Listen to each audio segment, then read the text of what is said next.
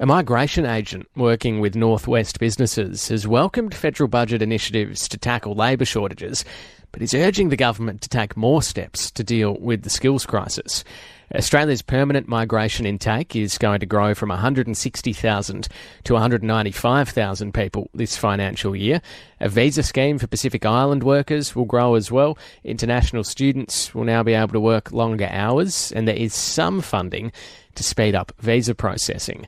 Melanie McFarlane is CEO and Principal Migration Consultant for Migration and Recruitment, and her clients include various childcare centres in Karratha, which have particular challenges in finding and retaining staff. She's told me there's still a lot of work to do when it comes to making it easier for migrant workers to extend their stay and tackling the enormous backlog of visa applications. It's been really huge, Eddie. The borders opened in February of this year, but we've still got visa applicants who've been waiting all of that time and more for visas to be granted from overseas. Also, those who are here on shore, that's not quite as bad because they're on a bridging visa, which allows them to continue to work and so on here in Australia. But for companies that want to bring workers from overseas, it's really important that those employer-sponsored visas be granted as quickly as possible. And there's something else that the government really needs to look at announcing soon about amalgamating occupation lists. Okay, can you explain a bit about that? Yes, it is basically that, again, back in about 2017, 2018, it was 2017, there was one occupation list which allowed all employer-sponsored applicants to be able to apply for permanent residence after 2 years. That was then changed to 3 years, but also 2 lists were created from one. And on one list, for some applicants using one occupation list, they wouldn't be able to get permanent residence. And the new government has indicated that they are looking into that, and I strongly suggest that they put it back to being the list being amalgamated, because if they have raised these numbers for permanent residents, they really need to ensure that they are utilised and people are encouraged to come to Australia and not be discouraged if they're sponsored by employers, so they're already contributing to the economy with taxes and so on. But if they don't see a permanent residence path at the end of it, they may reconsider coming to a place that is as far away from many places in the world as Australia. Yeah, so I guess a couple of things to unpack there. So at the moment, you're saying there's sort of a two-tiered system where it's a limited number of occupations where that pathway to longer-term residency exists? Correct. And I mean, what happens is, for some applicants, well, they'll go to regional areas, which is no bad thing. Great to have migrants, I think, going to the regional areas and filling skill shortages where they're needed, and so on. But there are some who just won't come here in the first place, whether it's regional or metropolitan, if they don't see that there's a good pathway to being able to stay here after committing to several years in Australia first.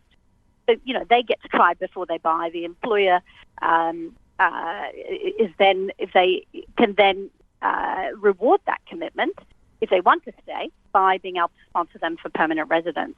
And you touched on the fact that, particularly since the pandemic, and with this backlog, Australia may have become a less attractive destination for overseas workers. Western Australia had additional border closures in place. How hard is it to recover from that? And have workers gone elsewhere in the interim?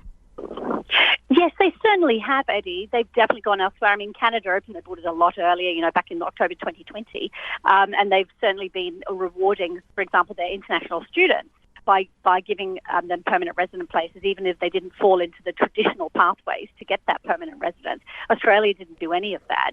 I have to say, in a way, I think the government is lucky here, and there's kind of this goldfish bowl memory a little bit, because everyone's coming out of this pandemic and forgetting about things, and there's no doubt there's lots of students who still do want to come here, but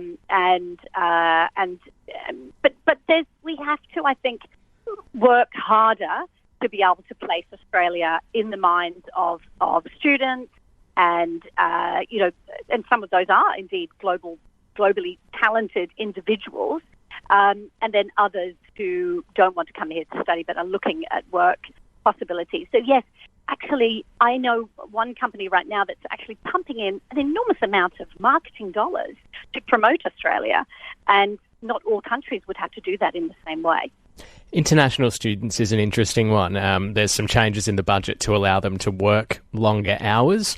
And this week we have been speaking about a new international student bursary for regional TAFEs in Western Australia, which will open up certain courses in Karratha, Broome and Kununurra to international students for the first time over the next couple of years. Can you see there being a demand from international students to want to have a different sort of experience and study at a regional TAFE?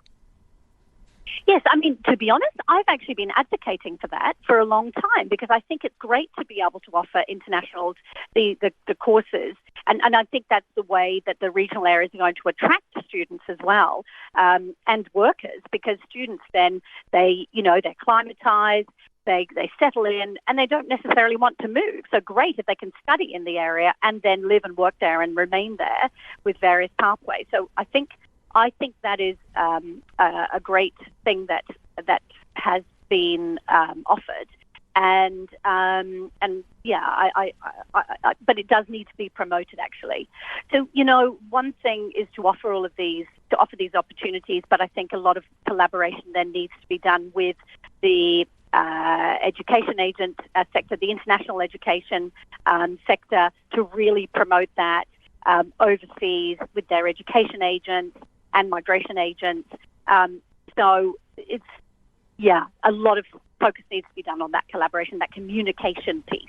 Migration agent Melanie McFarlane speaking about some of the budget measures around migrant workers and some of the other measures that she would like to see to deal with the ongoing skills crisis, including for some of her clients based in the Northwest.